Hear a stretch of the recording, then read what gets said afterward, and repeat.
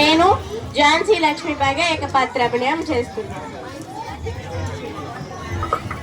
నేను ఒక రాణిని మాత్రమే కాదు, నేను ఒక తల్లిని, నేను ఒక సైనికురాల్ని, అవసరమైతే ఈ భరతమాత కోసం ప్రాణమిచ్చే యోధురాల్ని.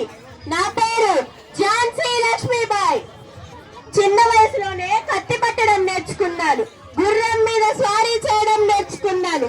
ఎందుకంటే నాకు తెలుసు స్త్రీ బలహీనమని చెప్పే ఈ లోకానికి ఒక సమాధానం ఇవ్వాల్సి ఉందని.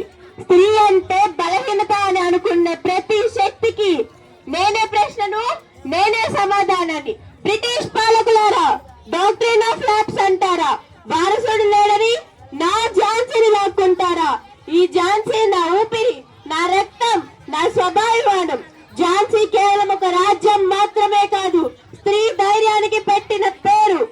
నా చేతిలో కత్తి వనకదు, నా కళ్ళల్లో భయం లేదు. ఎందుకంటే నా వెనుక నా ఝాన్సీ ఉంది, నా దేశం ఉంది. మీ చట్టాలు నాకు అవసరం లేదు, నా ప్రజల కన్నీళ్లే నాకు చట్టాలు. వారి ఆకలి నా ఆజ్ఞ, వారి స్వేచ్ఛ నా ధ్యేయం. నేను లొంగిపోతానని ఆశించారా? ఒక స్త్రీని చూచి నవ్వారా? గుర్తుంచుకోండి, స్త్రీ బలహీనమని అనుకునే రోజు నుంచే మీ ఓటమి మొదలైంది. సైనికులారా, ఇది యుద్ధం మాత్రమే కాదు, ఇది స్వభావమైన పోరాటం.